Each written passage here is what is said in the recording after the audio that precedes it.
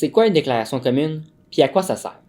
Au MGSM, on en a une bien à nous, puis on s'en sert pas mal souvent. Mais c'est quoi au juste?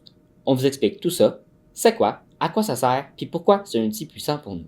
Bref, embarquez avec nous pour découvrir une déclaration commune, qu'est-ce que ça mange en hiver. Une déclaration commune, c'est un texte qu'on écrit ensemble pour être sur la même longueur d'onde sur un enjeu qui nous concerne tous.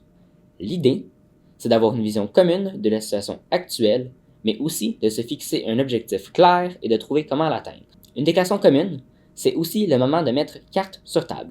Nos inquiétudes, les impacts possibles, les valeurs qu'on partage et surtout les solutions sur lesquelles tout le monde s'est entendu. Imagine un village. Un petit village bien tranquille, mais un village où il neige en tabarouette. Les habitants n'en peuvent plus. Lors d'une grande assemblée, Yel commence à raconter leurs mésaventures. Le fermier Georges se plaint qu'il ne peut pas aller travailler. Il y a tellement de neige qu'il n'est même pas capable d'ouvrir sa porte. La cuisinière Pauline parle de ses carottes si gelées que ses enfants y volent pour s'en servir comme épée. Timmy, lui, voulait aller au Timaton, mais ils sont tous fermés à cause de la moseuse de neige. Plus Yel parle, plus Yel réalise qu'ils vivent tous un problème similaire. Chacune partage son expérience et ensemble, Yel commence à voir l'ampleur de la tempête du siècle. Puis, Timmy pose la question. Ok, mais là, qu'est-ce qu'on fait? Un silence. Puis, boum! Les idées fusent de partout. Forcer les enfants de la cuisinière à pelleter? Sont pas assez nombreux. Accélérer le réchauffement climatique? Pas viable, ça. Vider des salières dehors? On va mettre quoi avec notre poivre? Toutes des opinions valides, mais personne n'est satisfait. Après des heures de discussion, un plan prend forme. Évidemment, tout le monde a sa priorité.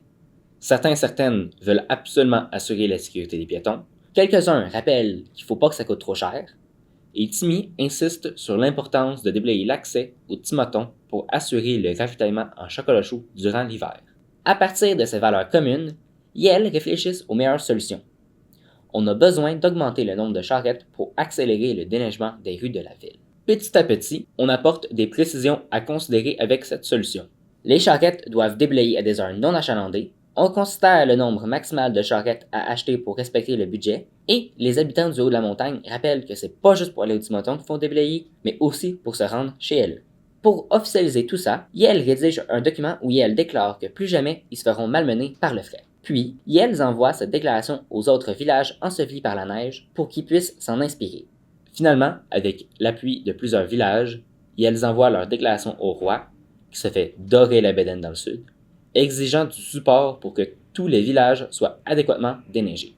Et voilà, ensemble, ils ont nommé leurs problèmes communs, exprimé leurs inquiétudes et constaté les impacts, déterminé des valeurs qui les unissent, trouvé des solutions et défini un objectif clair, obtenu du soutien pour renforcer leur déclaration.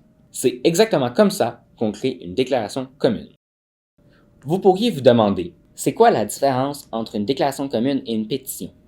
Eh bien, une déclaration commune, c'est un texte construit collectivement où tous les acteurs concernés se concertent et s'accordent sur son contenu. Tandis qu'une pétition, elle, peut être rédigée par n'importe qui et signée sans forcément avoir eu de discussion en amont. Autre grosse différence, l'engagement des signataires. Pour une déclaration commune, celle qui l'appuie s'engage souvent à défendre son contenu et à participer à sa mise en œuvre. Puis, pour la pétition, les signataires expriment simplement leur accord sans engagement actif au-delà de la signature. Mais au final, les deux ont le même but, rassembler du soutien pour faire bouger les choses auprès des décideurs. D'ailleurs, au MJSM, on en a une déclaration commune. Elle a déjà recueilli plus de 2000 signatures. Et ce n'est pas juste un bout de papier mis dans un coin. C'est notre Bible. C'est sur cette base qu'on s'appuie pour orienter nos actions, réfléchir collectivement et prendre nos décisions. Elle est dispo sur notre site, alors allez la consulter, ça vaut le détour.